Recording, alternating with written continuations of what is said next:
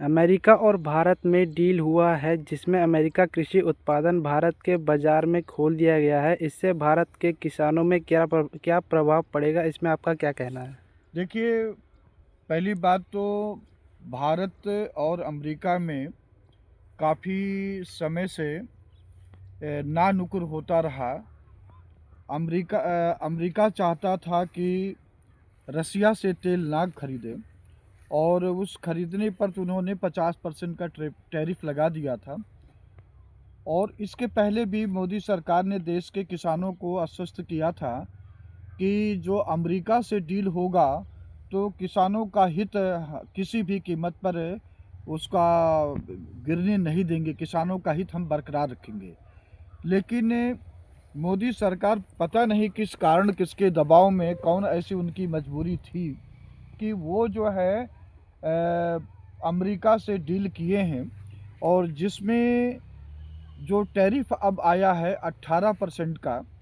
और जबकि अमेरिका से कोई वस्तु इधर आता था तो भारत सरकार जो है 27% टैक्स लेती थी। और जब भारत से कोई वस्तु अमेरिका जाता था तो अमेरिकी सरकार जो है 2 से 3% टैक्स लेता था। अब भारतीय जनता पार्टी के लोग हैं, जश्न मना रहे हैं और वो कह रहे हैं कि यह डील बड़ा ही क्रांतिकारी है क्योंकि ट्रंप जी झुक गए, 50 के बदले 18% टैक्स लगाए हैं। और जो रिजल्ट आया है, जिसको नरेंद्र मोदी जी ये चाहते थे कि कोई अपना किसानों के जो वहाँ के किसान उत्पाद हैं, कृषि उत्पाद, उसको हम भारत के लिए नहीं खोलेंगे। ये कई बार कई मंचों पर उन्होंने ऐसा बोला था। लेकिन अचानक अबली इस पिछले हफ्ते में यह सूचना आई है कि भारत सरकार जो है अपना अमरीकी कृषि उत्पाद को भारतीय बाजार में खोल दिए हैं। अब इससे भारतीय किसानों को नुकसान ये होगा, जैसे वहाँ के जो अनाज हैं और अपना दूध के सामान हैं और भी जो वस्तु हैं वो सब यहाँ पर सस्ते रेट पर आएंगे। तो वो जब सस्ते रेट पे आएंगे तो यहाँ के किसान जो है अपना जो चाहते हैं कि हमको उचित दाम मिले वो नहीं मिल पाएगा, किसानों का बहुत बड़ा नुकसान होगा। और सही मायने में देखा जाए, जो 3 कृषि कानून 2020 में नरेंद्र मोदी जी कोरोना के टाइम पर बनाए थे और उस समय उन्होंने 3 कृषि कानून के साथ लेबर कोड 2020 भी बनाए थे और इस पर अपना नई शिक्षा नीति 2020 बनाए थे। इन चारों पांचों कानून को जब वो बनाए थे तो वह संसद में अधिसूचना के माध्यम से किए थे, बाद में संसद में पेश हुआ।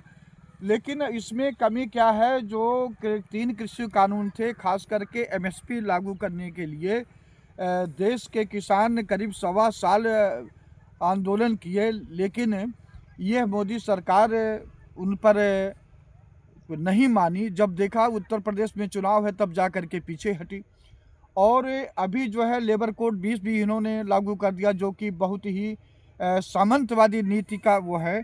तो टाटा बिरला अंबानी जैसे लोगों को अपना अच्छे सस्ते दाम पर अनाज मिले, तो इसलिए ये डील किया गया है।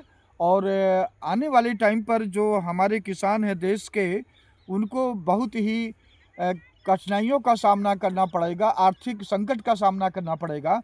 क्योंकि जो अमेरिका के किसान हैं, अमेरिका सरकार जो है अपने किसानों को $1 करोड़ प्रतिदिन सब्सिडी देती है और भारत सरकार यहाँ पर सब्सिडी जो देती है वो यहाँ के जो कारपोरेट है उनको सब्सिडी देती, डायरेक्ट सब्सिडी नहीं देती है।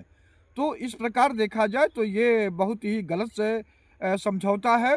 लोक समाज पार्टी इसका विरोध करती है। और अभी आपको हम बता दें कि 1 फरवरी को भारत सरकार का बजट पेश हुआ है। उस बजट में इन्होंने क्या किए हैं कि जो पहले इस सरकार के आने के पहले कोई भी खाद हो, चाहे यूरिया हो, डाई हो, और भी जो खाद की बोरी का वजन था वो 50 किलो था। 2017 में इन्होंने 45 किलो कर दिया। अब जो है 1 फरवरी के बजट में ये आया है कि जो बोरी का वजन रहेगा वो 40 किलो रहेगा, और लेकिन दाम जो है वही रहेंगे।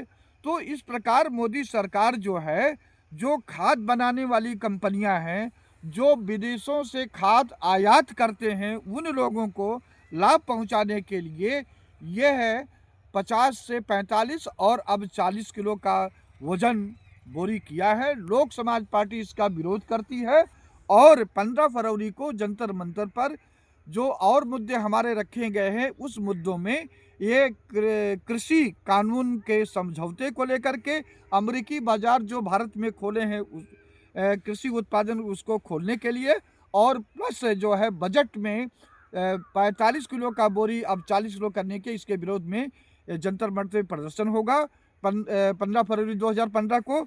और भारत सरकार के साथ भारत सरकार के प्रधानमंत्री, कृषि मंत्री तथा भारतीय राष्ट्रपति को अपना ज्ञापन दिया जाएगा कि किसी भी कीमत पर यह है ट्रेड मंजूर नहीं है, और ये बजट में ये संशोधन करें। इसी के साथ मैं अपना वक्तव्य समाप्त करता हूँ। जय हिंद, जय समाजवाद।